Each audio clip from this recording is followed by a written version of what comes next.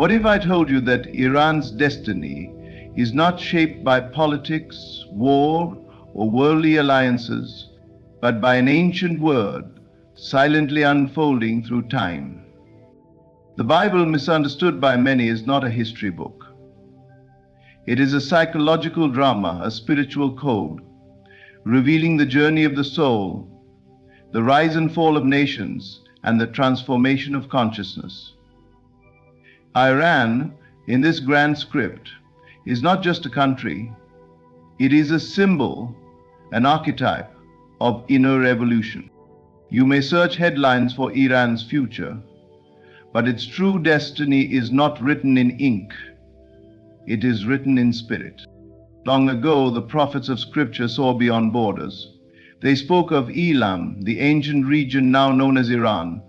They declared that what was once cast out would be called back. That which was broken would be rebuilt, not by force, but by awakening. For I will set my throne in Elam, says the Eternal through the prophet. What throne? Not a political seat, but the seat of divine awareness. A rebirth of divine imagination within the heart of a people long misunderstood. And what causes such a rebirth? It is not bombs or treaties, it is vision. It is the belief, consciously or unconsciously, held within a collective mind. A nation rises when its people begin to dream differently. And so, even the turmoil, even the shaking, is sacred. It is the breaking of a shell, so something greater may emerge. We look to Iran and think we see a country, but what we truly see is a shadow of our inner world. Iran reflects the struggle between the seen and the unseen, the old and the new, the flesh and the spirit. This is the real battle. Not in deserts or parliaments, but within consciousness itself. Every person who dares to imagine a healed Iran, a renewed Iran, is already reshaping her future. The Bible does not bind a nation to fate. It reveals the spiritual pattern by which a nation evolves. Elam's exile was not punishment, it was planting. Her return is not coincidence, it is harvest. And so the time of destiny has arrived. Iran will rise not because of policy, but because the divine word spoken of her is awakening. She is a womb of mystery, now becoming light. She is the echo of prophecy, now becoming voice. But do not look with natural eyes. Do not be deceived by appearances. The nation's outer shell may crack, but the seed of God is alive within her. You, yes, you, play a part. For when you lift your vision and see peace, when you imagine light for her people, when you refuse to fear but choose to love, you are writing a new line in her story. This is how destiny is fulfilled. Not by waiting, but by knowing. The Bible was never about predicting events. It was always about revealing your power to cause them. So what is Iran's destiny? It is the same as yours. To remember the divine image, to rise through imagination, and to return fully, gloriously to the throne of God within. Amen. Prophecy in the Bible has long been misunderstood as a rigid forecast of external events, a kind of divine fortune-telling. Yet when one looks deeper, beyond the surface of words and the literal mind, prophecy reveals itself not as prediction, but as pattern. These sacred texts are not declaring fixed outcomes, but are mapping out universal rhythms of spiritual awakening. They unfold the stages of transformation that every individual and every nation must pass through, revealing not what will happen, but what always happens when consciousness evolves. The stories of Scripture are timeless not because they speak of a distant past or a far-off future, but because they mirror the eternal dance of the soul. In prophecy, the outer characters, nations, kings, wars, blessings, and curses, are symbolic. They correspond to inner states of being. Egypt, Babylon, Elam, and Israel are not merely ancient territories, but conditions of the soul, stages of forgetting and remembering divine identity. When the prophets speak of judgment or restoration, they are not forecasting geopolitical movements. They are describing the inevitable cycles of human awareness: fall, exile, awakening, and return. What appears as a curse in prophecy is simply the shadow cast by forgetting who you are. What seems like a promise is not a reward from above, but the harvest of alignment with divine law. These laws are not imposed, they are discovered, just as the law of gravity holds whether one believes in it or not.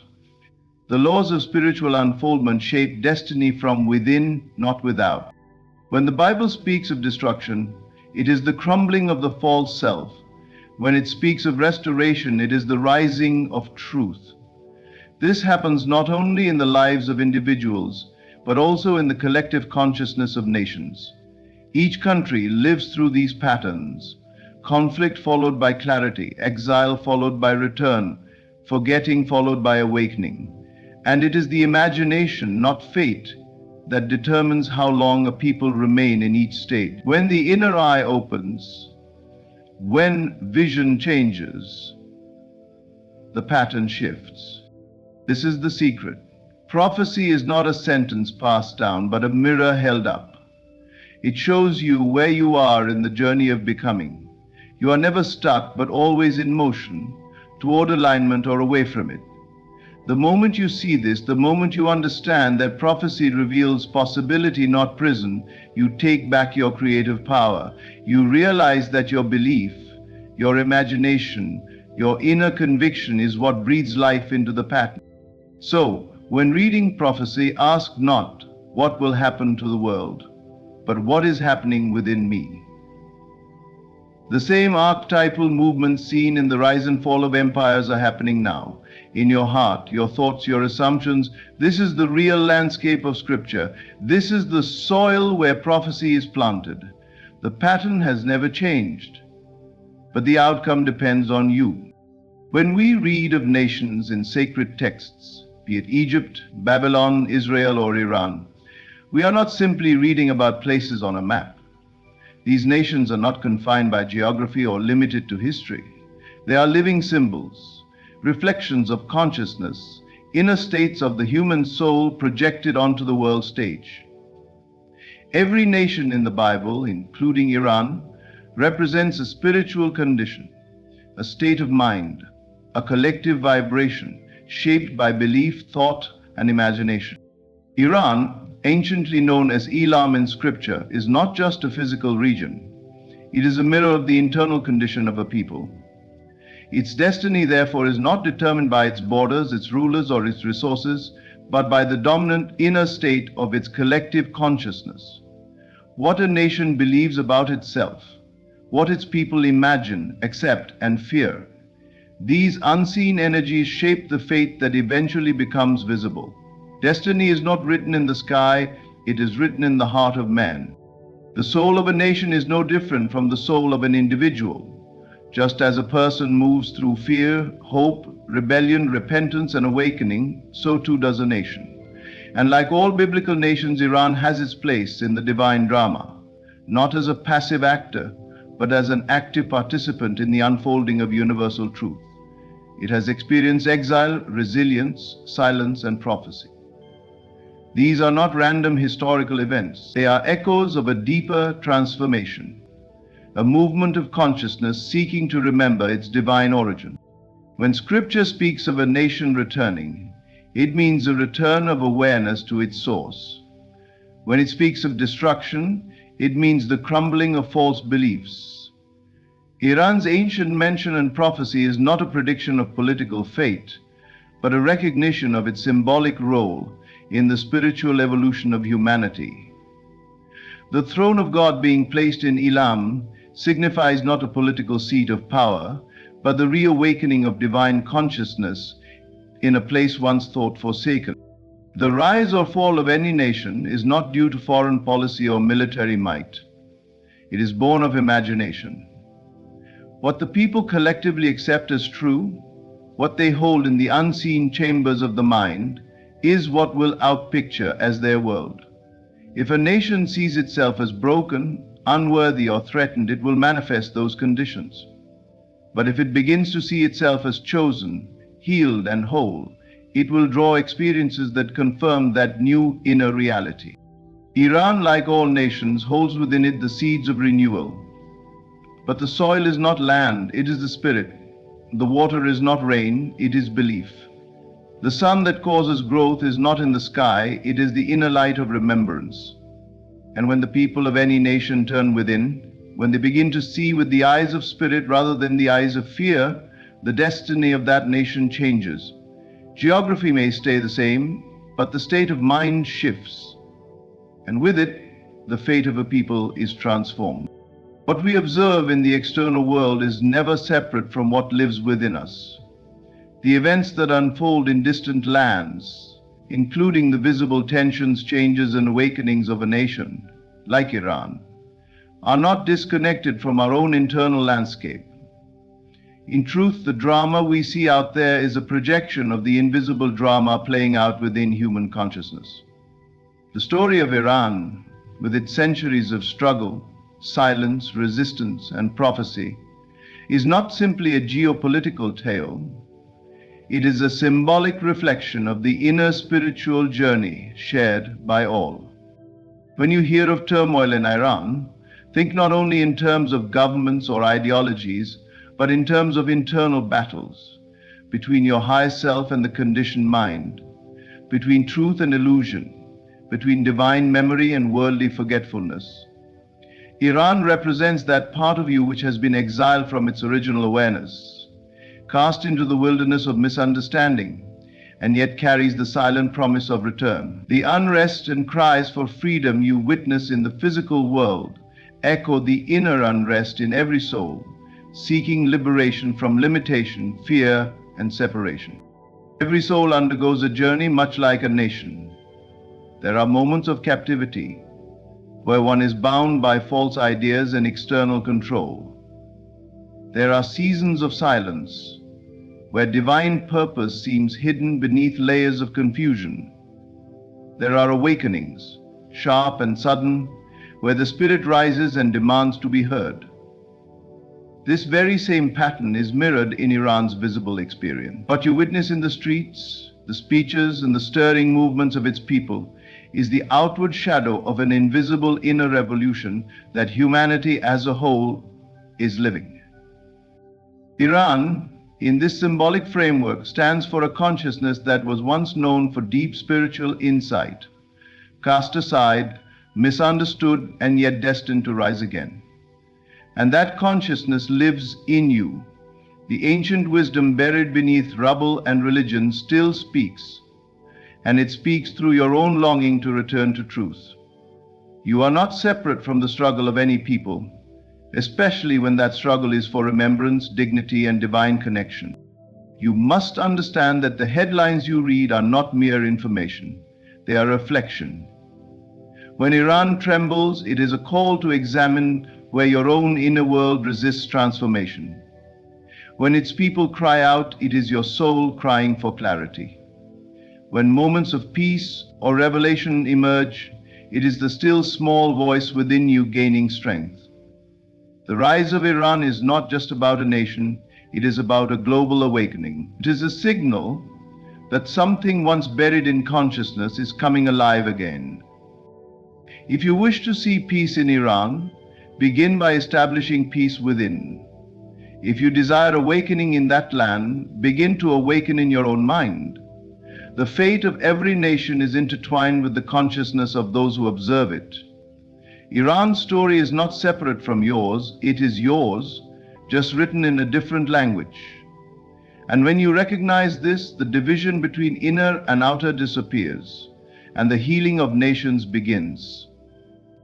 Divine will is not a decree handed down from the heavens, forcing itself upon humanity without consent.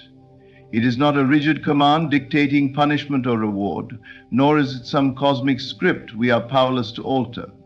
Rather, divine will is the unfolding of potential through the unseen faculty of imagination. What appears to be fate is not the result of a divine hand choosing who shall rise and who shall fall, but the direct consequence of what we, individually and collectively, dare to imagine as possible and true.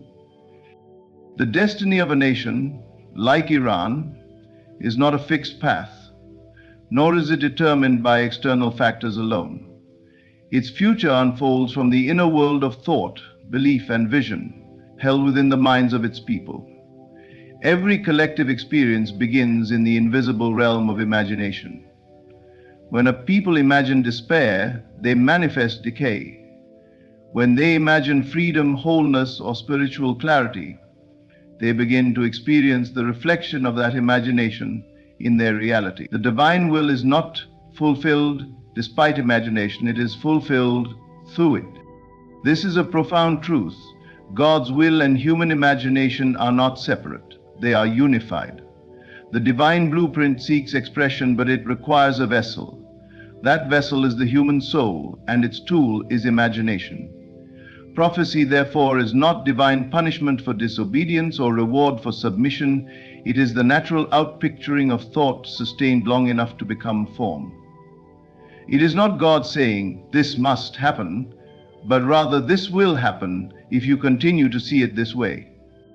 Look at the conditions of any society, and you will find its dominant imagination made manifest.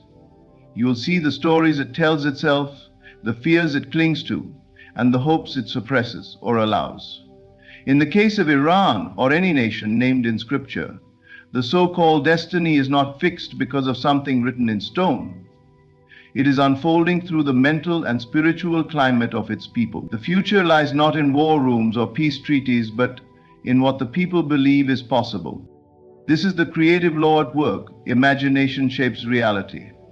Whatever is held in the heart, whether fear, love, exile, or restoration, must eventually appear in the outer world. The divine will is simply for truth, for awakening, for return to original being, but that return cannot be forced. It must be imagined. It must be accepted internally before it can unfold externally. And so the call is this: imagine higher, not just for yourself, but for your nation, for other nations, for the world. See peace where others see conflict. See healing where others expect decay. Believe in renewal when the world preaches collapse. This is not fantasy, it is alignment with divine will. The sacred plan is not waiting in the clouds. It is waiting in consciousness, ready to take shape the moment imagination becomes fit. Destiny is not dictated, it is designed in the unseen, and that design flows through you. What we often call an ending is not the final word, it is the beginning written in another language. The collapse of systems, the unrest within a nation, the shattering of traditions or institutions, all of these are not signs of failure, but signs of transition. Endings are never what they seem. They are thresholds. And the seeming chaos or conflict, especially in a nation like Iran, is not the destruction of purpose, but the dismantling of false identity, to make room for something far greater. When a consciousness rooted in limitation, fear, or control begins to dissolve, it does not go quietly, it trembles, it shakes, it clings. And this trembling, this shaking is what we perceive as unrest or decline. But look deeper. Beneath the surface noise, something ancient is dying so something eternal may rise. The old must fall so that the new may be born. And this is not new, it is the divine pattern repeated throughout time in individuals and nations alike. Iran, with its long and rich spiritual history, holds within it layers of forgotten wisdom. What appears on the surface, political tension, cultural conflict, external suppression, is only the outpicturing of a deeper spiritual transformation. The structures that can no longer carry truth are being broken, not out of divine wrath, but divine mercy. They are falling to make way for a rebirth. Every spiritual awakening is preceded by a death. the death of illusion, the death of false power, the death of self-perceived built on fear or conformity. A nation, like an individual, must let go of what no longer serves its higher calling. And while this process may look violent or uncertain, it is sacred. It is the labor of a new identity being born. Think of a seed. It must fall into the ground. It must crack open in darkness. Only then can it grow. So too does a people awaken. So too does a consciousness rise. Iran's destiny, written in the patterns of prophecy, is not one of endless suffering, but of divine restoration. But restoration always comes through release. And release always looks at first like destruction. Do not fear the end. In it is the blueprint of a greater beginning. Do not judge the chaos. It is the storm before clarity. The conflict you see is not a sign of doom, but a sign that the old consciousness is no longer sustainable. Something higher is being demanded. And that demand is not being issued by any government or foreign power. It is coming from within, from the soul of the people, from the voice of God planted deep in the collective heart. So let the old pass away. Let what must die be buried, because beneath the ashes is not despair, it is life. The phoenix of spirit will rise, and the nation, reborn not in the image of the world, but in the likeness of divine memory, will stand again, not as it was, but as it was always meant to be. The words of sacred scripture are like seeds sown deep into the unseen soil of consciousness. They are not idle utterances, but living deposits of potential planted long ago in the collective psyche of humanity. These seeds wait, not in vain, but for their season, for the right conditions of belief, vision, and expectancy to bring forth fruit. Today, in the story of Iran, we witness a harvest. The ancient words are blossoming, not by chance, but by the steady unfolding of a divine spiritual law, the law of gestation and harvest.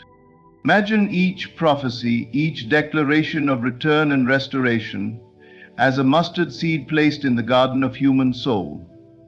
Over centuries, it lay hidden beneath layers of culture, language, exile, and silence, unknown to most. Yet no harvest is ever lost, for what is sown in consciousness cannot be destroyed. It remains present, waiting for its season. And so, in Iran, a land once called Elam, those seeds are awakening, reaching for the light of renewed belief in a future beyond fear or forgetting. Just as a farmer trusts in the unseen growth beneath the surface, knowing that roots are deep and unseen, so too the spiritual law trusts in the power of the word. You may not see it germinating, but the seed responds quietly to water and warmth. The Bible's words, spoken thousands of years ago, are now nourishing the inner life of a nation wearing the garment of both ancient wisdom and modern longing. To those whose eyes are spiritual, you can already see the green shoots. Movements toward justice, dignity, and a reconnection with higher identity. This is no mere happening. It is a law, the spiritual law of sowing and reaping. The visible fruit is not the result of strategy alone, although political shifts and the courage of leaders matter. They matter because they reflect a deeper truth, that the people's imagination has changed.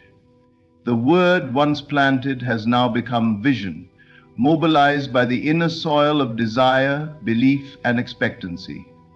Harvest always follows seed time, but only when the conditions have ripened.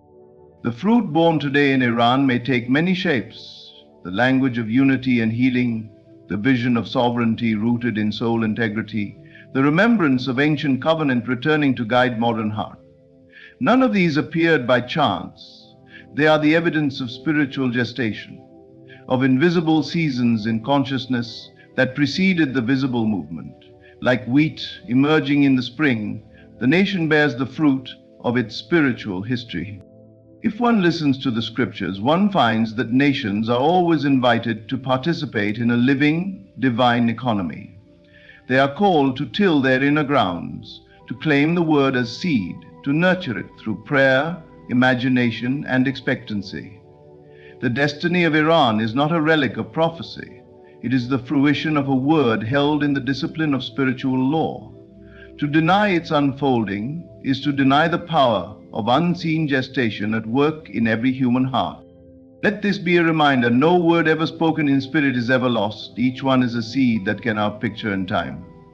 And as we witness Iran's journey, its awakening, resurgence, and hope, we see the blueprint of spiritual harvest come alive. For in truth, the promise always was, when you sow the word, you shall reap a harvest.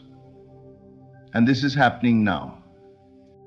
What we see unfolding in Iran today is not merely political or cultural, it is profoundly spiritual. It is the outpicturing of ancient seeds planted through divine vision, now blossoming through the law of imagination, belief, and inner awakening. Iran, like all nations in Scripture, represents not just a land, but a state of consciousness. The struggles, transformations, and triumphs are reflections of a deeper human journey. The eternal pattern of exile and return, death and rebirth, silence and prophecy fulfilled. This is not the end. This is the awakening. The destiny of Iran is not dictated by history but by vision. And when that vision is aligned with divine law, with spiritual clarity, and with the boldness to imagine a new identity, then the prophecy is no longer just words. It becomes reality. What once seemed distant is now unfolding before us, not by force, but through the quiet power of consciousness. The message is simple, yet eternal. Divine will is not forced upon us, it flows through us. As individuals awaken, nations rise.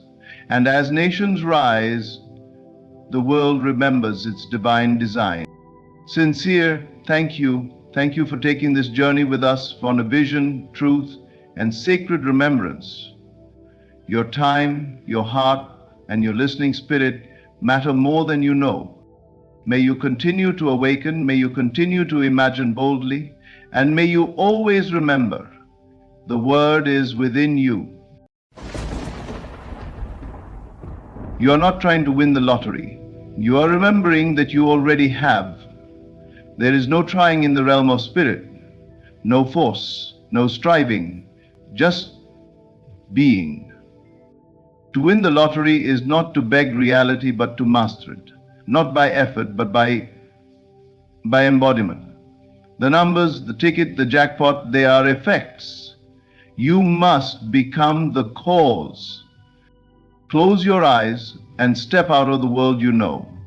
Enter the place where the senses grow quiet and the heart speaks. In that inner sanctuary, you must feel the weight of the check in your hand. See your name printed across it.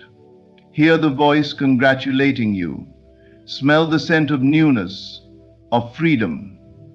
This is not fantasy. This is creation. All that ever was or will be begins in the invisible. So now, choose the scene. Not one of waiting, but one of having. Don't imagine yourself buying the ticket. Imagine yourself after the win. What do you do?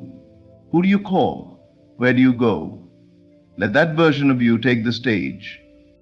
And once you see it clearly, feel it deeply. Saturate your body in the feeling of wealth. Let your heart race not with doubt, but with gratitude. Say to yourself, it is done. Not as a plea, but as a command. Every time the thought comes, what if I don't win? Return to the end. Let nothing pull you out of your inner knowing. The world may look the same, but it has already shifted. The money is not coming, it is already yours. You are the operant power. You decide when. You decide how. But you do not force it, you do not chase it, you live it. within. And by divine law, the world must conform. So hold no fear, release all doubt, play the part of the one who has already won. Speak only from that place, act only from that place. And when the bridge of events begins to unfold, whether days, weeks, or months, walk it calmly.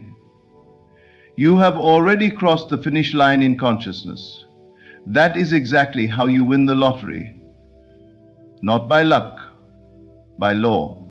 You don't win the lottery by chance. You win by alignment. What you see on the outside is not the cause of your wealth, it is the result. The numbers, the jackpot, the ticket, they are all shadows cast by your internal reality. And until that inner state changes, nothing outward will move. The external world is simply a mirror, faithfully reflecting back to you what you accept as true within.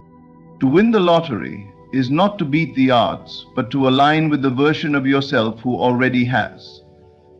The odds do not matter to the man or woman who lives from the end. They don't consider probability because they understand something deeper. Reality is not a matter of statistics. It is a matter of consciousness. The one who wins is not lucky.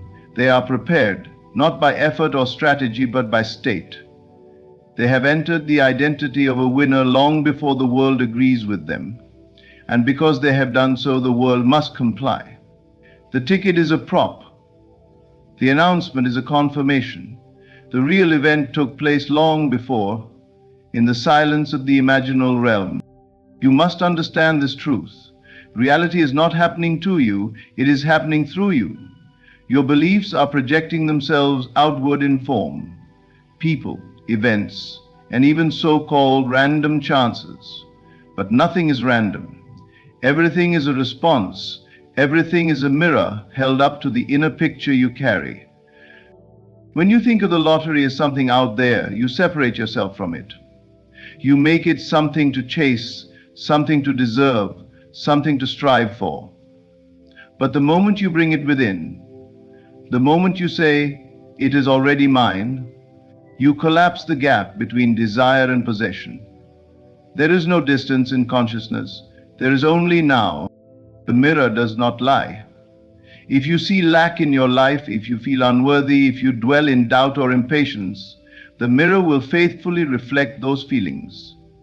But if you revise your inner world, if you speak as one who has, feel as one who owns, and think as one who already lives in abundance, the mirror has no choice. It must change. But here is the key. You do not wait for the mirror to change before you smile. You smile first. You do not wait to see the numbers match before you feel the joy of winning. You feel the joy first. You act from the assumption that you have already received. And the outer world becomes your echo. People will call it coincidence. They will say you were lucky, but you will know the truth. You will know that it happened because you dared to believe in what could not yet be seen. You aligned with a truth no one else could see until the mirror revealed it. This is the secret.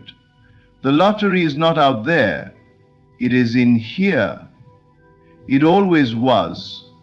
And when your inner state becomes one with the reality of wealth, the outer world has no choice but to reflect it. That is not chance. That is law. Buying a ticket is merely a physical motion, a symbol of participation in the game, but it is not the true key. The real ticket, the one that actually holds the power to unlock the experience of winning, is not found in your wallet but in your imagination. It is not paper and ink. It is the scene you construct in your mind and feel as if it were happening now. That is the true ticket. That is what wins. Most people believe that taking action is the only way to change their lives. They rush to play, to hustle, to plan. But the realm of cause is not physical, it is imaginal. It is the invisible world of thought and feeling where all things are first formed. The unseen always precedes the seen. Every fortune, every win, every transformation begins as an imaginal seed, quietly planted in the fertile ground of inner awareness. To imagine winning the lottery is not to fantasize or pretend. It is to engage in the deliberate act of creation.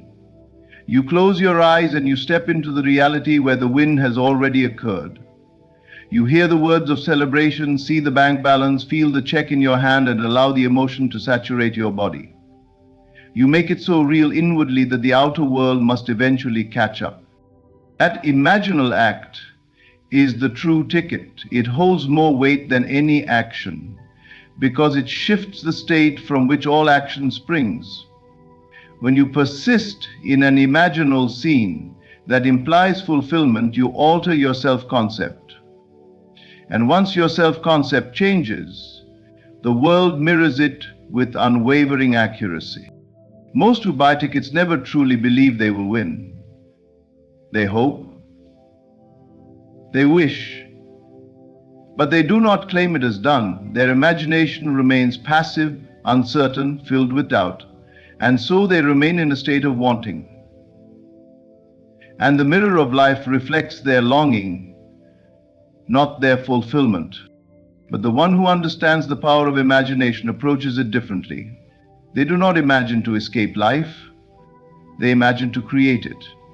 They know that their inner world is the workshop of reality, and so they construct scenes that match their desire. They don't beg the universe to give. They feel what it's like to have already received. They do not wait to see it before believing. They believe and then see. You must not mistake the outer act for the cause. Anyone can buy a ticket. Few will win. But those who win internally, who create and inhabit the scene of victory before it arrives, these are the true masters. They use their imagination not as a daydream, but as a blueprint. So the next time you hold that ticket, ask yourself, have I already won in my imagination? Have I felt the joy, the peace, the celebration of victory? If not, begin there. Because until you possess it inwardly, it cannot become yours outwardly. Imagination is the true ticket, not a maybe, not a fantasy, but the very power that draws all things into your experience. Use it deliberately, consistently, and faithfully. The moment you do, the numbers start aligning, not because of luck, but because your world has no choice but to mirror your inner conviction. Before the money arrives, before the numbers match, before the check is in your hand, you must feel it, not as a hope, not as a wish, but as a present reality. This is the unseen work.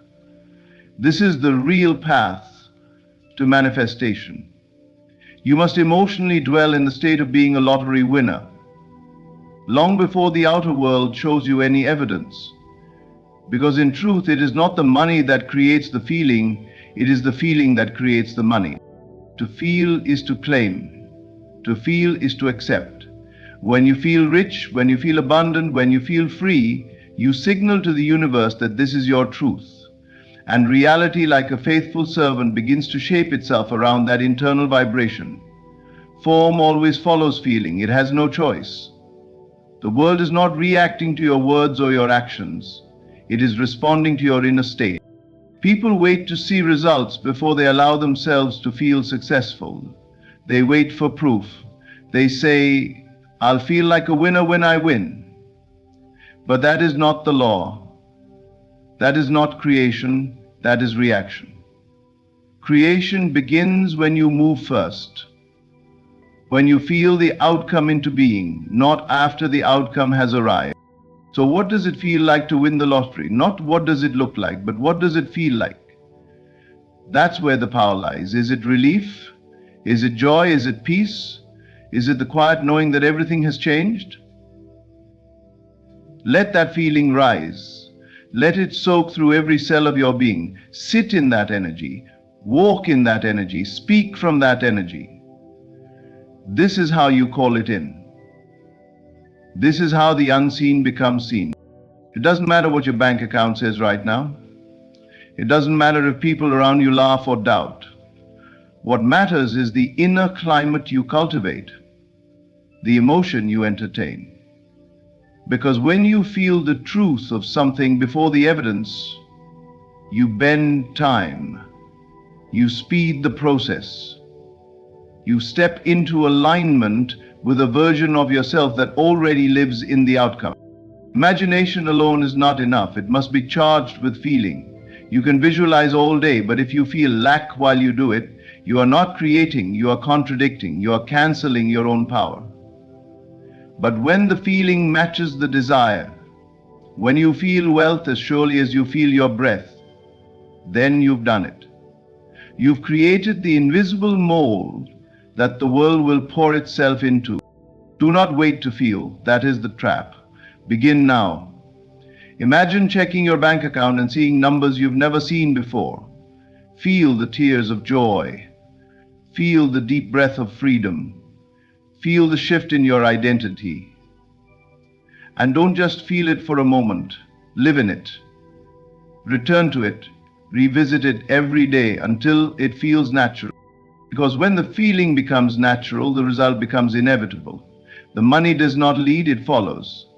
The form does not lead, it follows the feeling. So feel the money before you ever touch it, and by law it must come. Hope is not enough.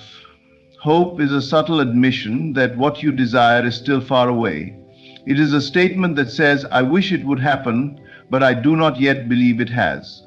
Hope has its place. It may be the spark that awakens you, but it cannot carry you to manifestation. To truly win, to truly create, you must leave hope behind and enter into faith. Not blind faith, but living faith.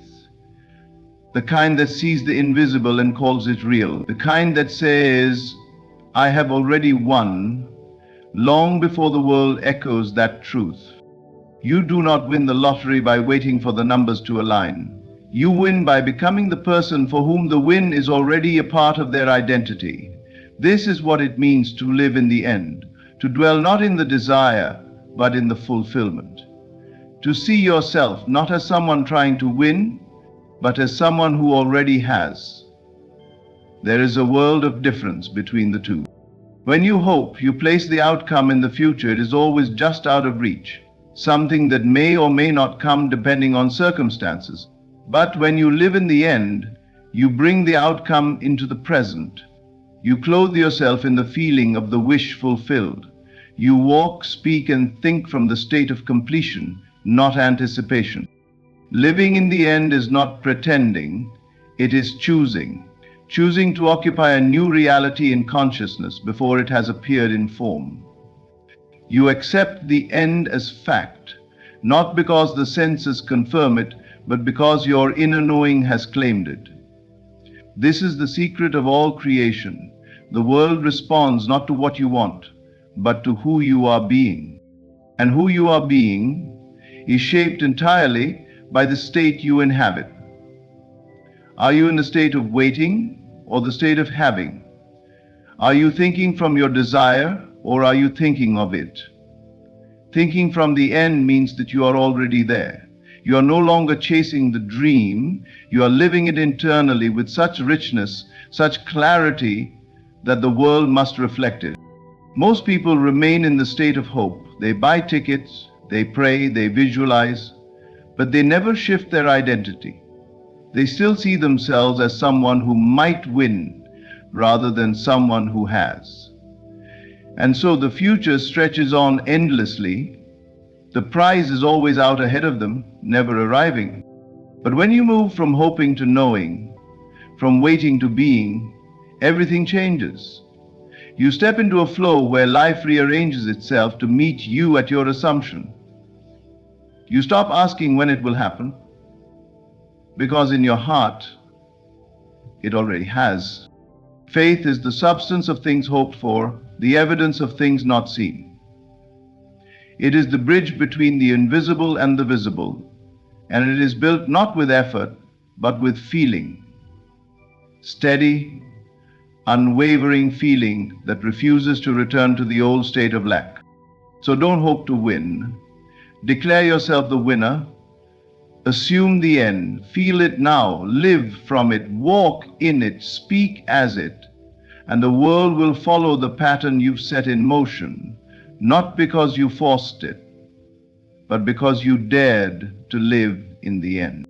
The greatest block to manifestation is the need to control how and when it will unfold. The moment you start asking, how will it happen, or when will it come, you step out of the state of the wish fulfilled and into the state of lack. You move from knowing to questioning, from faith to fear. But creation does not require your interference. It requires your surrender. Your work is not to figure out the steps. It is to remain in the state. It is to dwell in the end and let the bridge of events appear on its own. Life has a way of unfolding in ways the mind could never predict. The conscious mind wants to plan, analyze, and calculate, but the truth is, manifestation is not logical. It is spiritual. It follows a higher intelligence that works through people, circumstances, timing, and even seeming coincidences. You are not the builder of the bridge. You are the one who crosses it. And to cross it, you must trust that it will appear, step by step, under your feet, as you remain faithful to your vision. Letting go of the how and when is not passive. It is powerful. It is the ultimate act of faith. When you let go, you are saying, I know it is done, and I don't need to interfere. I don't need to beg or question or watch the clock. I am already there in consciousness, and the outer world will catch up. This is not wishful thinking. This is spiritual law. Think of the seed planted in the soil. You do not dig it up every day to see if it has sprouted. You water it, you keep it in the right conditions, and you trust the process. You know that beneath the surface something is happening, even if your eyes cannot yet see it. The same is true for your desire. It is planted in the fertile ground of your imagination. The moment you assumed it as real, you gave it life. Now your task is to sustain that life through feeling and trust, not through force or doubt. Many lose their manifestation because they grow impatient. They begin to question whether it's working. They look around and see no change and start adjusting their belief to match the delay. But the delay is not denial. The delay is simply the unfolding. Just because you cannot see the route does not mean the journey isn't happening. The bridge of events is being built behind the scenes, often through the most ordinary interactions, the smallest conversations, the quietest moments. So detach, let it go, not in the sense of forgetting it, but in the sense of no longer clinging to it. You've done the work by imagining, by feeling, by claiming it as done. Now allow the unseen hand of creation to guide the rest. Live your days with peace, with gratitude, with the quiet confidence of one who knows their reality is shifting. The universe does not need your help figuring it out. It needs your faith. Stay in the state. Don't look for signs. Be the sign. Don't count the days. Let the days count your trust. When you detach from the how and when, you make room for the miracle to move, and it will, in ways you never saw coming. The path to winning the lottery is not paved with physical effort, but with mental persistence. While the world teaches you to hustle and struggle for every gain, true manifestation bypasses that system entirely. It asks something far more subtle and far more powerful. It asks for your loyalty to an inner scene. It demands that you persist in the imaginal act, unwavering, until that inner reality becomes your outer world. There is nothing casual about creation. The moment you imagine a scene that implies your wish fulfilled, you set a cause in motion. But that cause must be sustained. You cannot imagine once and then walk away hoping it will stick. That is not faith. That is wishful thinking. True manifestation begins with imagination, but it is fulfilled through persistence. through the willingness to return again and again to the scene regardless of what the senses show. Your outer world may contradict your inner vision at first. You may look at your bank account and see lack. You may hear voices around you that say it's impossible. But these are nothing more than echoes of your past thinking. They hold no power unless you give them attention. The only thing that matters is your imaginal state.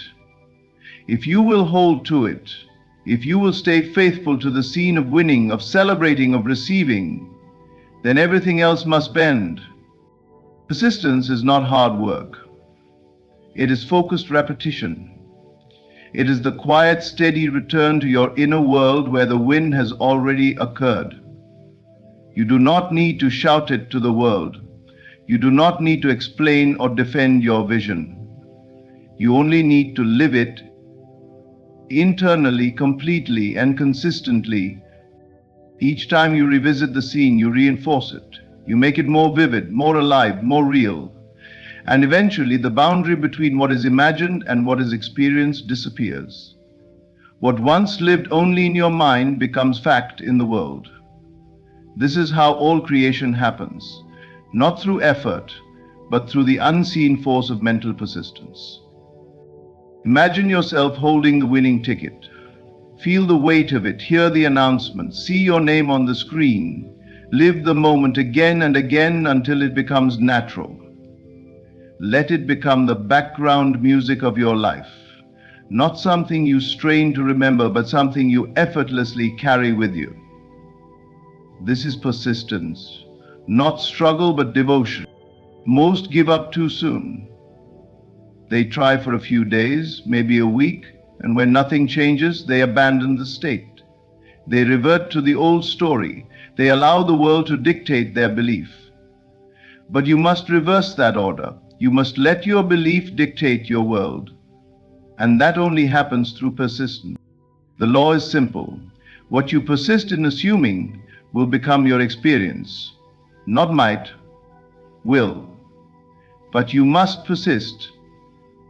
Not in force, but in feeling. Not in hoping, but in knowing. So don't ask how long it will take. Ask how long you're willing to dwell in the reality of your desire. Because the moment you make the inner scene more real than your current circumstance, you become unstoppable. And the lottery, it will come not because of luck, but because you dared to persist. Winning the lottery is not about luck, effort, or timing. It is about consciousness. It is about stepping beyond the limitations of the physical world and entering the truth of your inner reality. You don't chase the prize. You become the one who has already received it. Through imagination, feeling, faith, and unwavering persistence, you align with the version of yourself who holds the winning ticket. The moment you live in the end, detached from the how, and feel the outcome as real, the world begins to conform. The numbers, the check, the victory, they are not surprises. They are reflections of your inner certainty. It was never outside of you. It has always been within. Thank you, note. Thank you for listening with an open heart and a willing spirit. May these words remind you of the power you already hold. You are the creator, the chooser, and the cause. Believe it, feel it, live it, and watch as your world transforms. My friend, understand this first. You are not here to chase a fortune. You are here to remember that the fortune is already yours. What you call the lottery is not won through luck. It is won through alignment. A divine alignment between your imagined reality and your unshakable belief in it. This world that you touch and see is only the reflection of the world you carry within. Close your eyes now and imagine this. You stand in your room holding the winning ticket. You are not hoping, you are knowing. You are not questioning, you are rejoicing.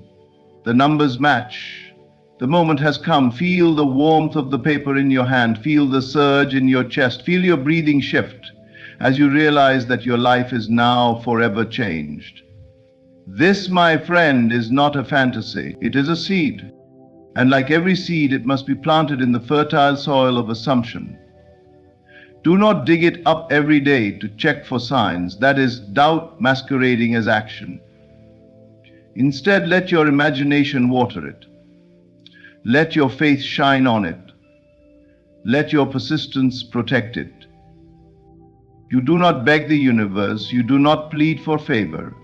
You declare with calm certainty, it is done. You walk, speak, and think as the one who has already received. And in doing so, the outer world must bend to reflect it. You ask, how will I win? What ticket should I buy? What time should I play? These are shadows. Do not concern yourself with shadows. Focus only on the state.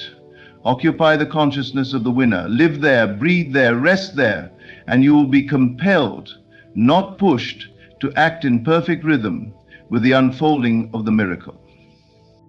You are not waiting for the day you win. That day has already happened within. You are only watching time align with the truth of your imagination. So, feel rich before the riches arrive. Celebrate the numbers before they are drawn. Say thank you not in desperation, but in recognition. This is the secret. The lottery is already yours. And so it is. The single truth is the foundation of all manifestation. To believe that you must do something extraordinary in the physical world in order to win the lottery is to misunderstand the nature of reality itself. Manifestation does not begin with action. It begins with identity. You do not attract what you want, you attract what you are. And if you are still trying, still hoping, still doubting, you have not yet assumed the feeling of the wish fulfilled. There is no distance between you and the version of yourself who has already won. The only gap is the illusion of time and the illusion of effort. What if you stopped trying to win and instead lived as though you had already received?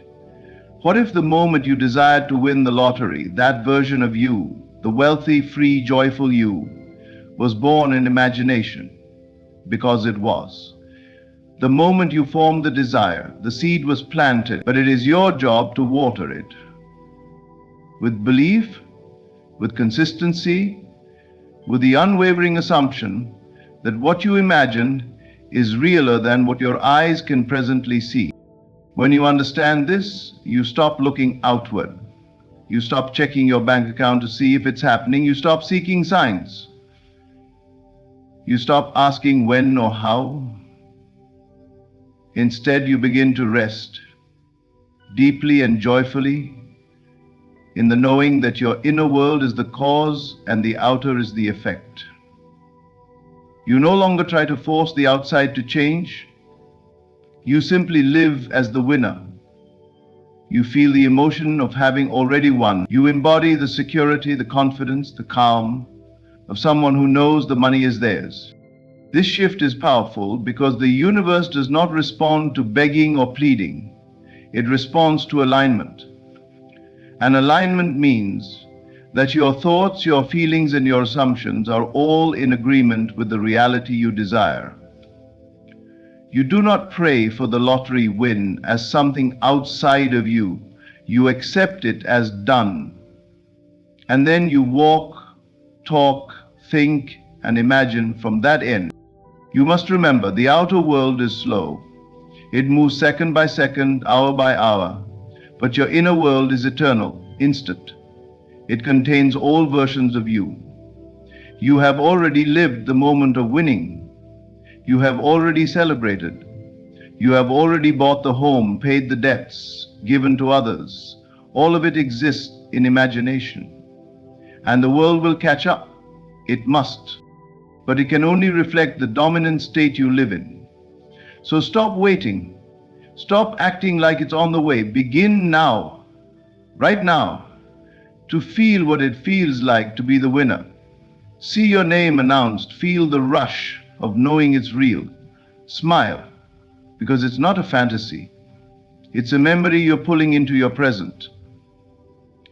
That's how manifestation works, not from striving, but from alignment, from faith, from vision, from becoming.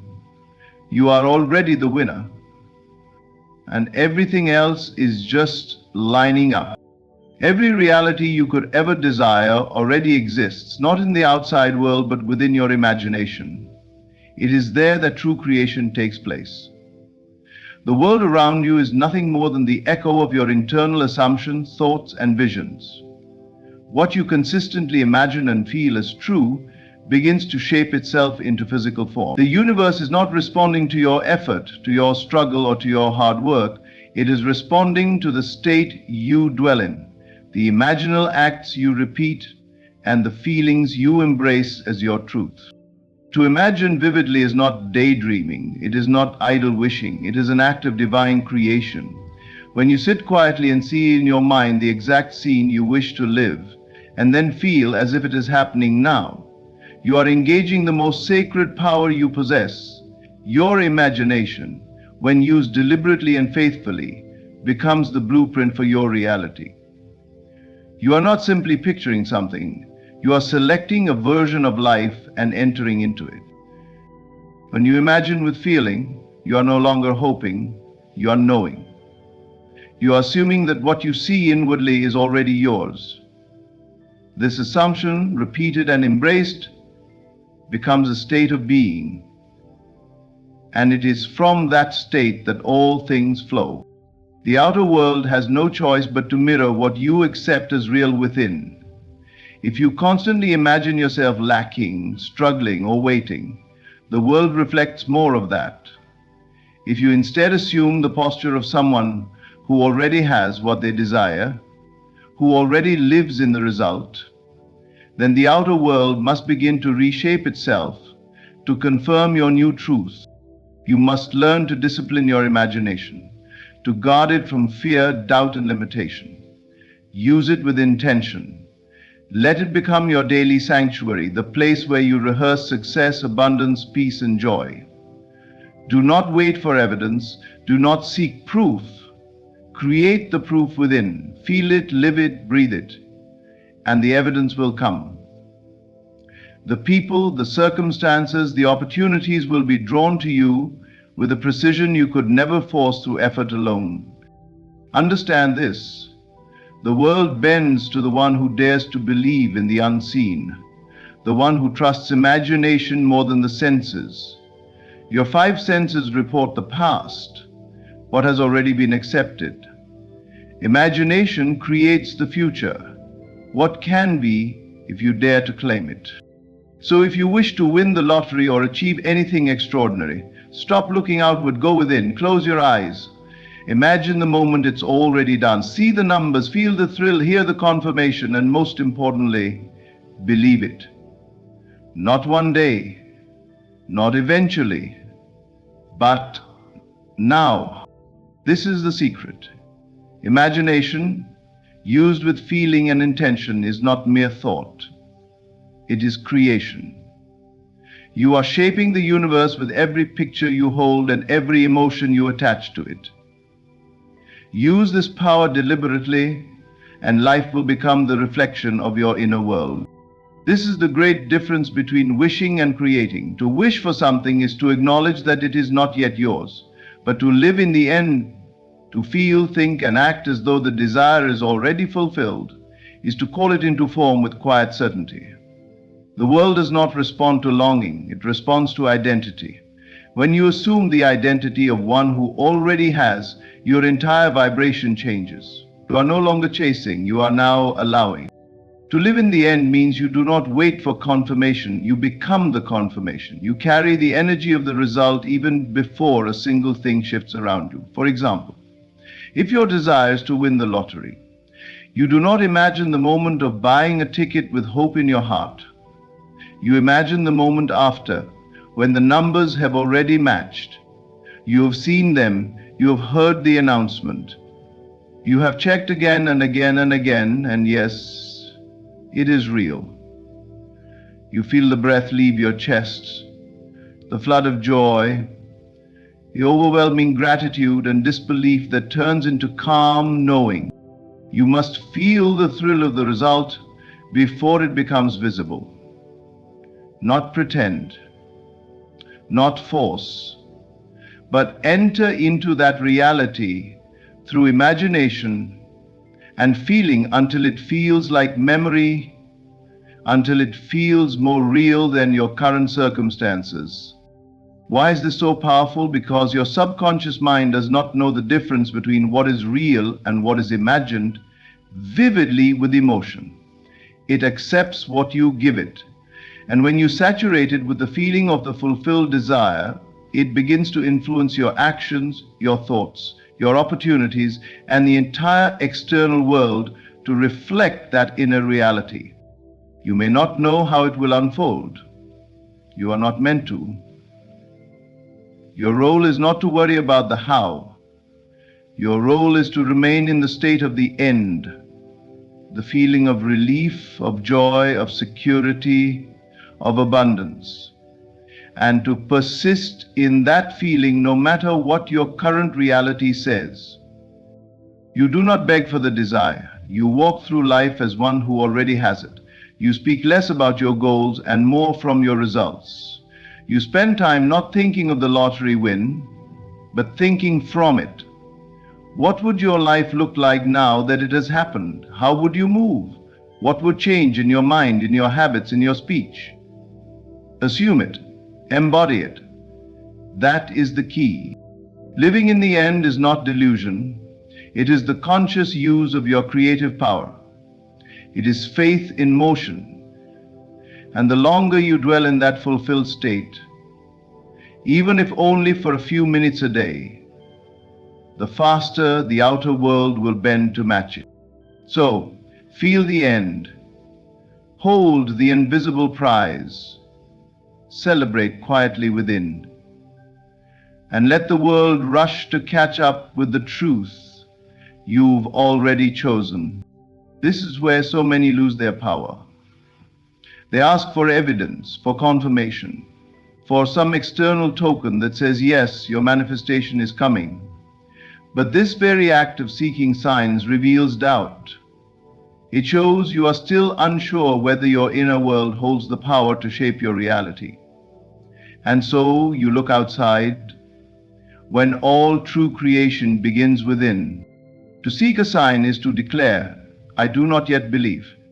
But to become the sign is to know beyond all appearances that it is already done, that you are already aligned, that you are already the version of yourself who has what they once desired. Understand this. Your inner conviction is the proof. If you believe you have received, you will no longer ask, no longer search, no longer hope. You will know. And this knowing is not loud, not dramatic. It is quiet, steady, and unshakable. It does not rush. It does not panic. It does not check the outside world for permission. It simply is. This is the power of assumption. When you assume the reality of your desire, when you live from the end and feel the result as real, you become the walking sign of your own manifestation. Others will feel the shift in your energy. Your habits will change. Your tone, your posture, your confidence, all will subtly reflect your inner transformation. That is the sign. That is the announcement. The universe does not deliver signs before belief. The belief comes first, the sign follows always. You will not see evidence until you stop looking for it. It will appear the moment you no longer need it, because you've already accepted the unseen as true. If you are manifesting something like winning the lottery, the temptation to look for signs is strong. You want to see repeating numbers, feel a lucky moment, hear someone talk about jackpots. And when you do, you take it as evidence that it's near. But ask yourself, do you need these signs? Or do you already feel that it's done? Because if you truly felt it was done, you wouldn't need any signal. You'd feel the certainty in your bones. You'd walk differently, think differently. That is what makes you the sign. To become the sign means you embody the result now. You reflect the outcome before the world delivers it. You radiate the vibration of the end, the confidence, the gratitude, the joy. You are no longer asking life for proof. You are the proof. This is what makes manifestation powerful. It is not a passive hoping. It is not wishful thinking. It is conscious creation through assumption and persistence. It is trust in the unseen, a trust so deep that it no longer wavers. And in that unwavering state, life begins to conform. People show up, events unfold, money appears, all as a reflection of the inner conviction that preceded it. So stop searching, stop needing, and instead become, embody the fulfilled version of yourself, and the world will follow your lead. The moment you begin to wonder how your desire will manifest, you've stepped out of faith and into fear. The mind loves to solve, to plan, to analyze. But manifestation is not about calculation. It is about assumption. The question is not, how will I win the lottery? The question is, can I feel the reality of already having won? Because once you can live in that state, the how becomes irrelevant. It unfolds on its own, perfectly, in ways you could never predict or control. The need to understand the mechanism is rooted in control, but manifestation is not born of control. It is born of surrender. You are not the architect of the universe. You are the dreamer. And as the dreamer, your only task is to choose the dream, to select the end, and fully enter into it. The rest will take care of itself. When you try to figure out how something will happen, you interrupt the natural process. You begin to doubt. You start to compare. You look at circumstances and say, this doesn't look possible. And in doing so, you step out of alignment with the very thing you desire. You were never meant to understand the bridge of events. Your job is to embody the state of the one who already has it. You are not the seeker, you are the receiver. And you receive by becoming, by mentally and emotionally occupying the reality you choose to live in. What does it mean to occupy the state? It means you no longer think about your desire, you think from it. You stop imagining what it would be like and instead imagine what life feels like now that it's already done. If you won the lottery, how would you feel waking up tomorrow? What would change in your body, in your mind, in your conversations? Feel it, own it, live from that truth. That is the state of the winner. Once you occupy the state, the world must conform.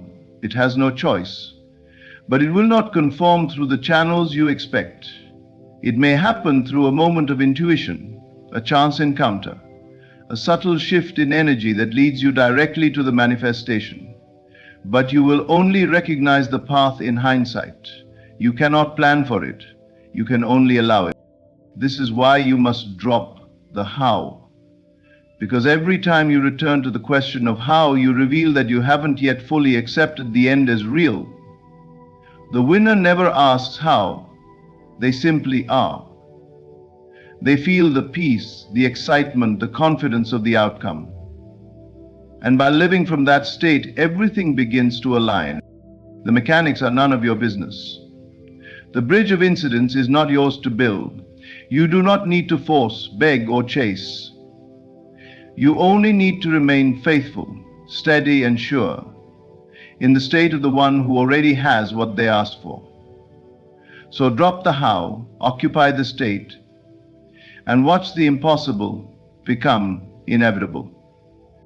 This is the hidden key, the quiet force that turns the unseen into the seen. To assume the feeling of the wish fulfilled is powerful, but to persist in that assumption day after day, especially when nothing appears to change, is where the real transformation begins. The outer world may seem still, even stubborn. But your assumption is the seed, and every day you persist in its truth, you are watering it, even if the soil looks dry. You must understand, reality is not instant in its reflection. There is a delay, not because your desire is denied, but because the world must rearrange itself to mirror the new state you've claimed within. Everything is shifting even when it looks the same. You cannot see the roots growing beneath the surface, but they are growing. You cannot hear the gears turning behind the curtain of time, but they are turning. The great mistake is to look around and say, nothing is happening, and then abandon the state. You return to doubt. You begin to question. You dig up the seed. But the moment you do this, you delay the manifestation. You send mixed signals. The universe can only reflect what you consistently hold as true. Persistence means you stay loyal to your vision no matter what appears. You wake up and live as the version of you who already has what you desire, even if the mirror still shows the old reflection. You do not let the illusion fool you. You know that life moves from within out, not the other way around. So you remain faithful, not to what you see, but to what you know inside. This is not blind hope. It is disciplined imagination.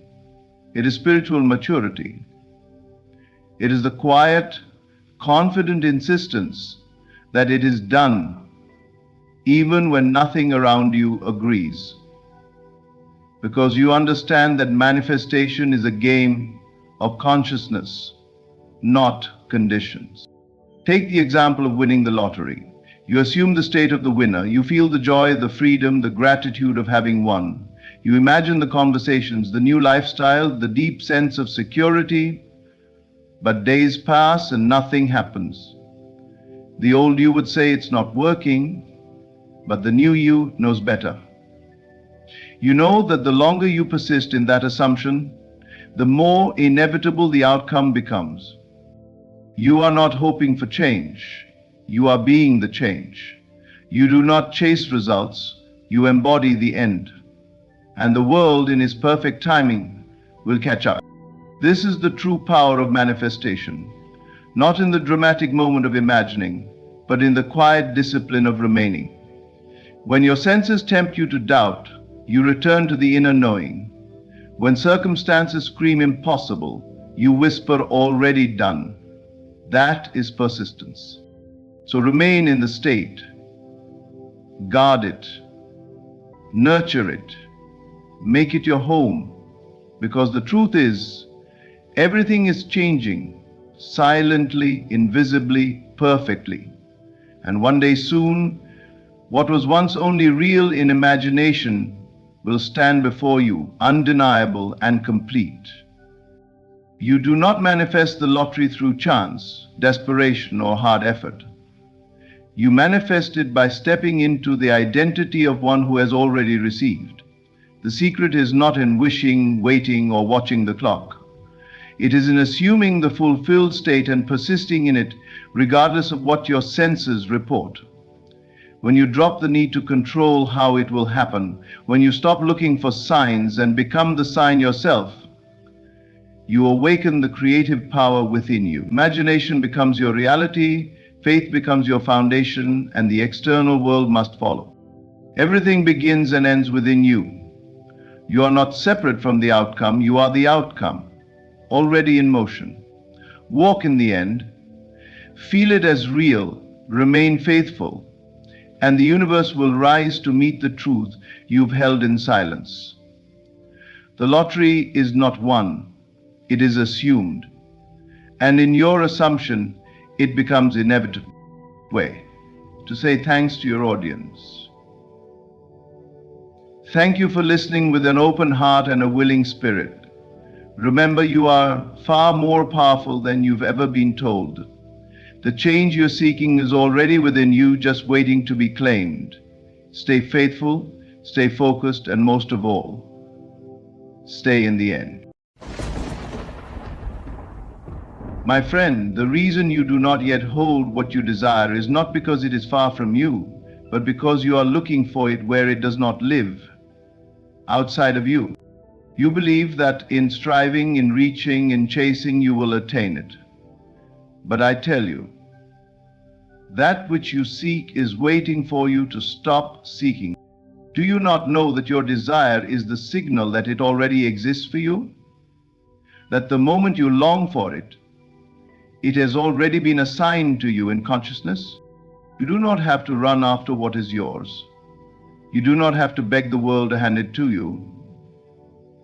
The world is only a mirror. It reflects back the state you dwell in. So if you dwell in "I must find it," the mirror shows you only the endless finding. But if you sit in silence, if you close your eyes and say with your heart, "It is already mine," and feel the truth of that, the whole world shifts to prove you right. You must stop being a seeker and become the one who knows, the one who is certain, the one who rests in the power of imagination. The moment you stop grasping, the moment you release your anxious hand, the divine gift can fall into your open palm. So be still. Be sure. Feel the wish fulfilled. Imagine not what you want, but what it's like to already have it. And stay there. Speak from that place. Move from that place. Rest in that place. And suddenly, what you once chased will arrive quietly at your door. Not because you hunted it down, but because it always belonged to the one who knew it, claimed it, and stopped seeking. Let the world chase. Let the others strive. You simply remember who you are and what is yours. It will come because you stopped seeking and finally allowed it to find you. If you can desire it, you already hold it in consciousness. That longing within you is not a sign of lack. It is evidence of life already unfolding itself through you. Desire is not born in a vacuum. It does not appear randomly or as some cruel tease from the universe.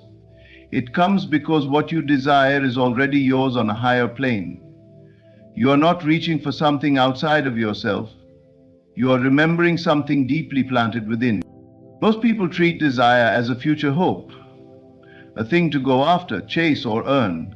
But true desire is not a pursuit, it is a recognition.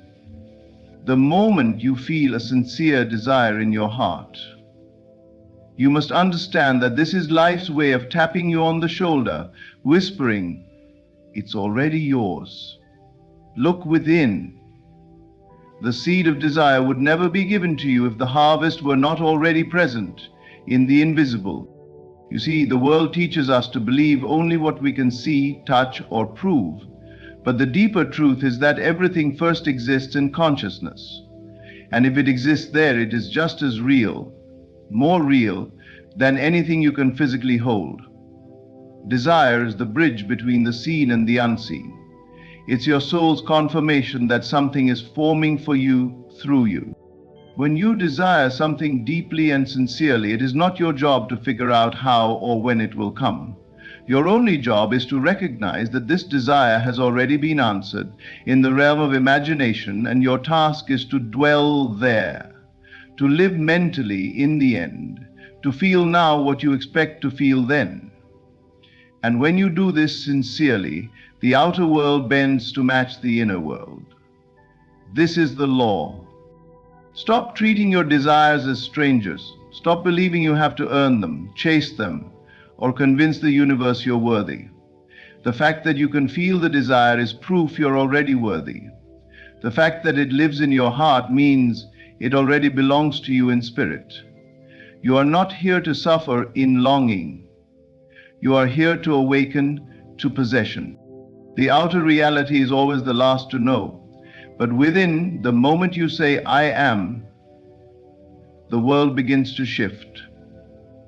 The moment you say, "I have," something in the invisible starts moving, not because you forced it, but because you accepted it.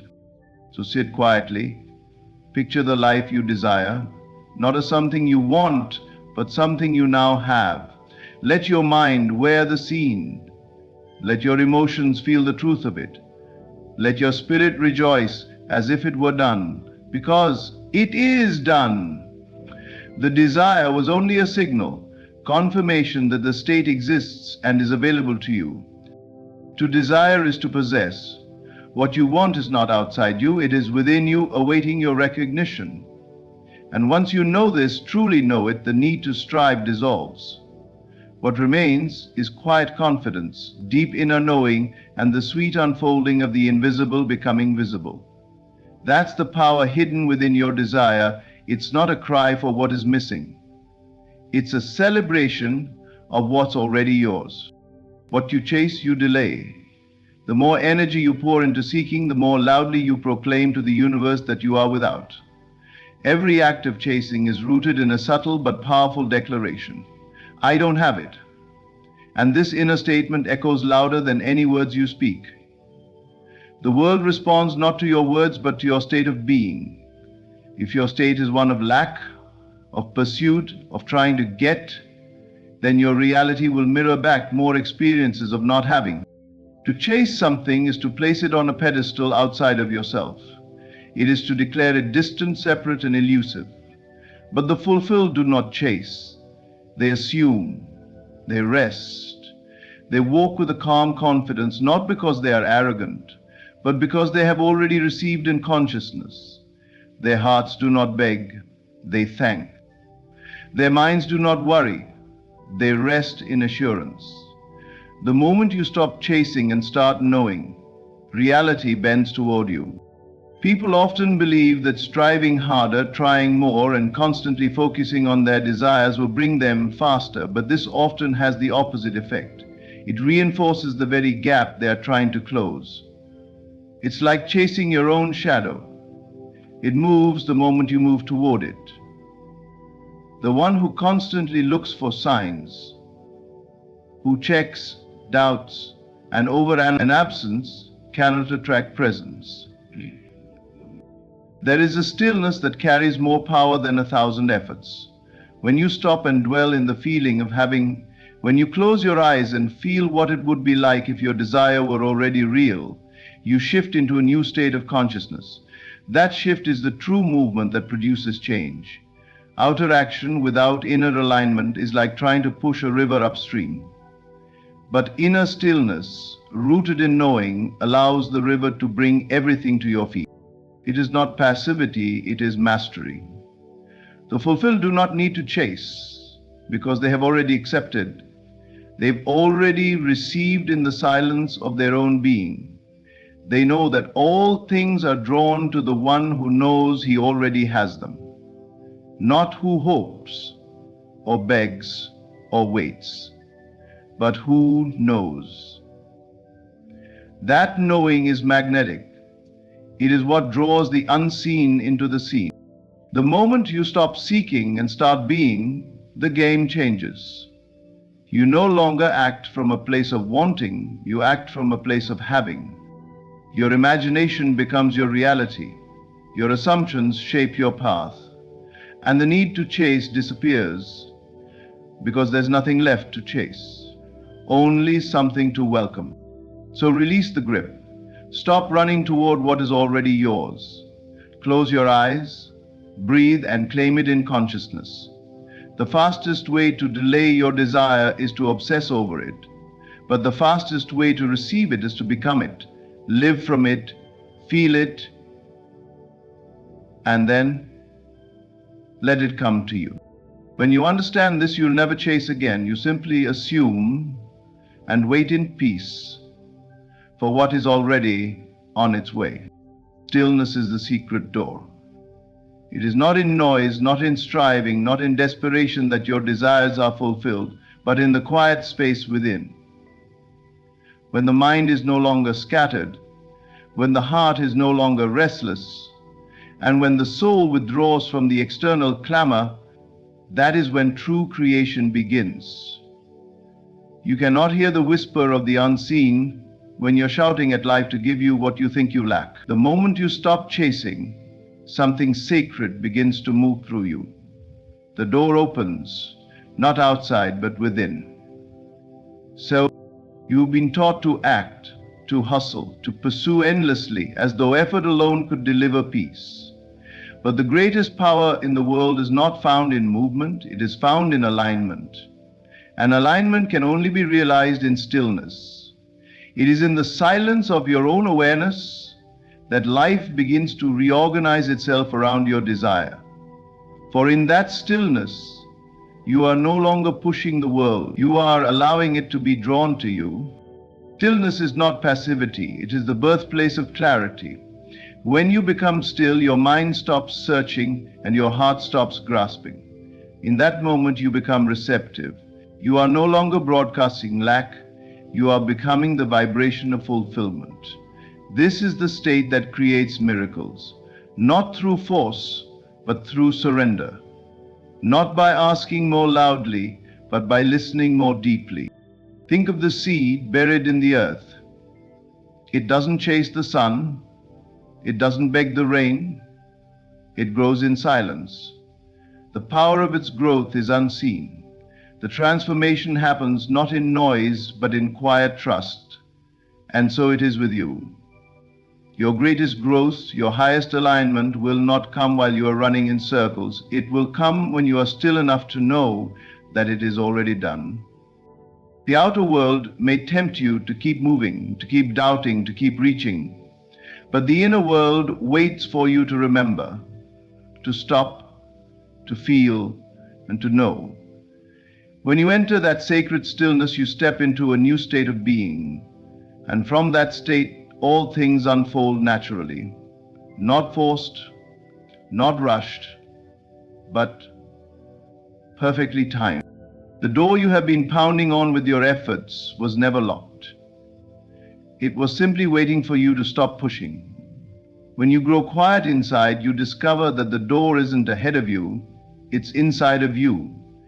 You are the one who opens it, not with striving, but with surrender. Stop asking life to prove itself. Stop demanding answers from a reality that only mirrors your current state.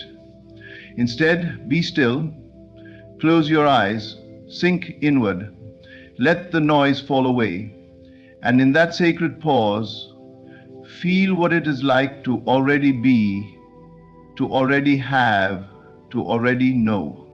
That stillness is the key, that stillness is the secret door. When you walk through it, you enter the state where all things are possible.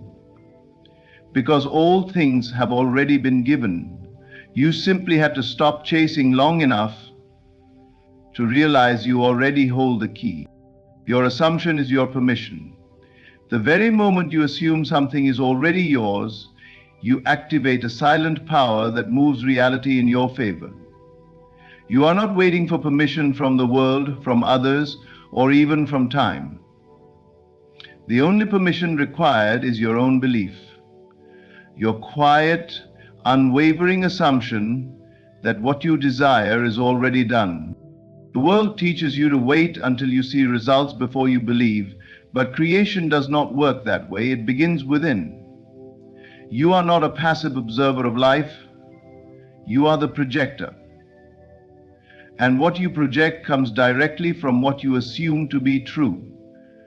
Your assumption is not a wish, it is not a vague hope, it is a firm claim.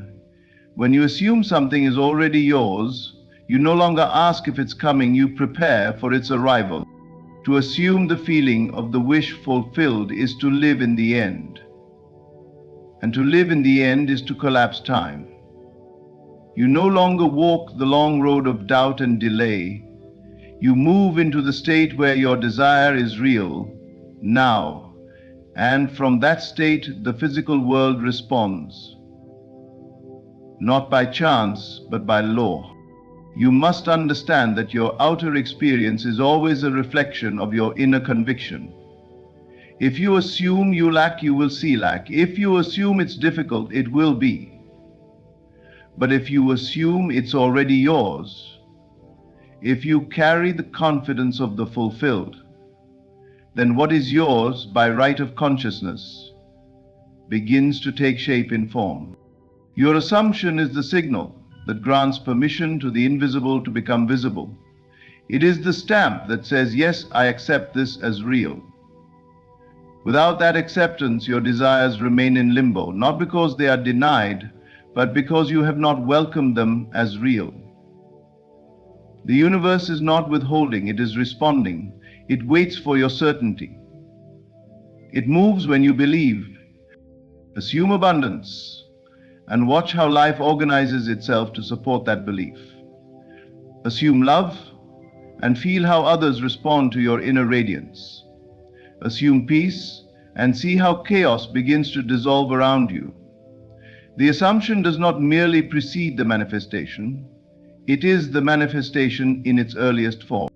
There is no need to force or fight.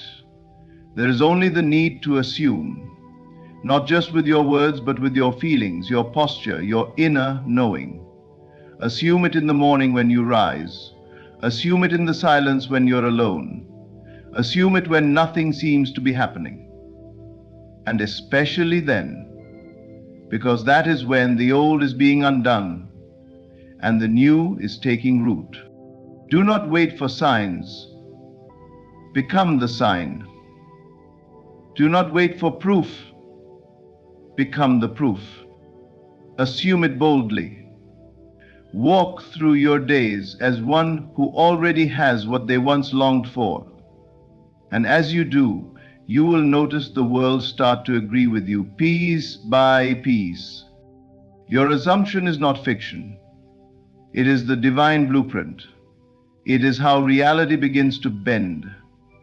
What you accept in imagination, you grant permission to appear in your world. It is not magic, it is law. And you are the one who writes the decree.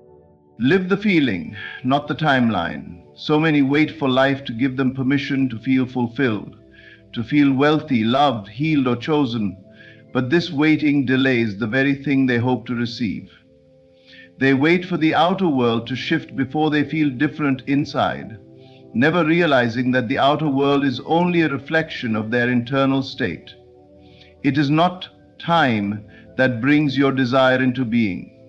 It is feeling. And once you feel it as real, time bends to serve that state. You were never meant to be a servant of time. You are meant to live beyond it. Time is not your master, it is your mirror, and it reflects whatever state you dwell in consistently. If you live in the vibration of waiting, life will give you more waiting. But the moment you shift into the feeling of I have it now, you alter the timeline itself. Events, people, opportunities, everything begins to reorganize around your new internal assumption. Everything begins to reorganize around your new internal assumption. To live the feeling is to declare, I am it now, not tomorrow, not after some condition is met, but now. This is the secret so many overlook. They ask, when will it come? Instead of asking, how would I feel if it were already here? The one who masters the feeling no longer needs to chase the future. They bring the future into the present through the power of their inner state. The world is shaped not by the calendar, but by consciousness. It does not respond to dates, it responds to certainty. It responds to emotion. When you begin to feel as though your wish is already fulfilled, you begin to draw that reality toward you with unseen threads. And it will come not because time passed, but because you shifted. Imagination is your sacred tool. When you use it not to fantasize, but to feel, to embody the reality you desire, you set creation in motion. You collapse the illusion of time by assuming the state of the fulfilled. And life, with all its seeming complexity, has no choice but to reflect that state back to you. Do not let the clock define your faith. Let your faith define your clock. There is no fixed timeline for miracles. They happen the moment your inner state is fully aligned with the outcome. And that alignment begins the moment you feel it real, regardless of what your five senses say. To live the feeling is to live above doubt. It is to walk in quiet confidence, not arrogance, but inner knowing. You no longer ask how long, because you already know it's yours. You feel it, and that feeling becomes your compass, your anchor, your power. So stop watching the calendar, stop measuring your progress by days and months. Go within, close your eyes, feel the life you desire as if it were already true. Let that feeling become your daily dwelling place. The more you return to it, the more real it becomes, until reality has no choice but to catch up. This is how you create without strain. This is how time becomes your ally, not by waiting but by feeling now.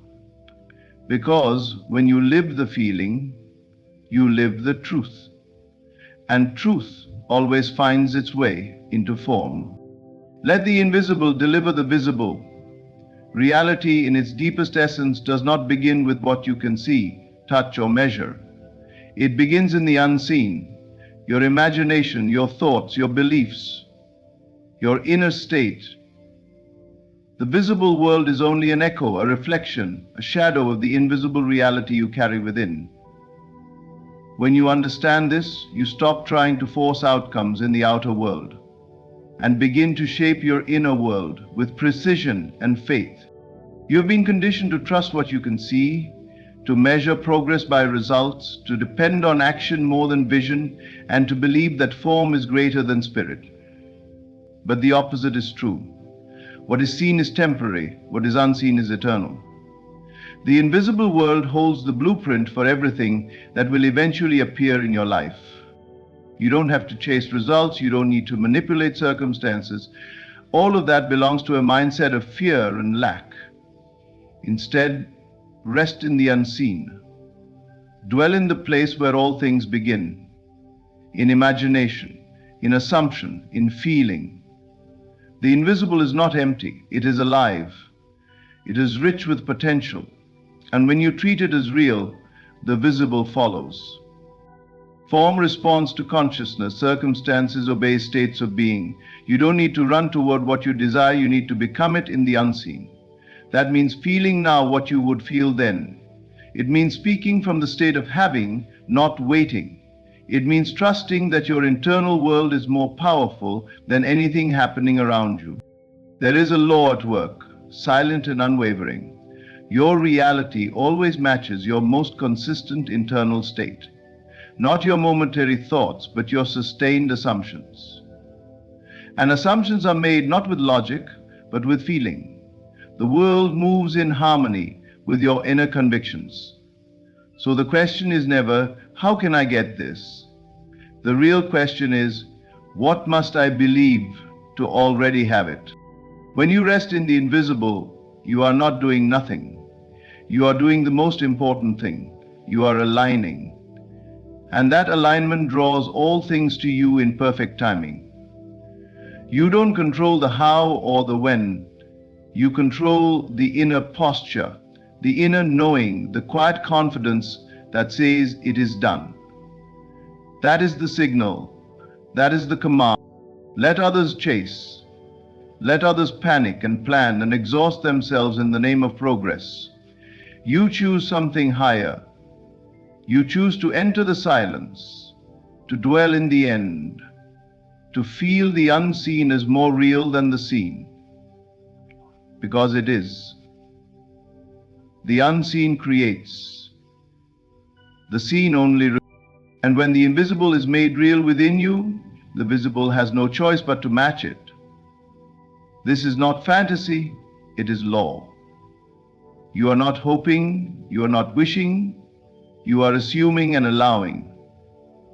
And in that allowing, form arrives, not as a struggle, but as a natural expression of your state. So stop running toward outcomes. Rest in the invisible. Feel it real. Know it is done. The seen will follow, not because you chased it, but because you trusted what cannot yet be seen.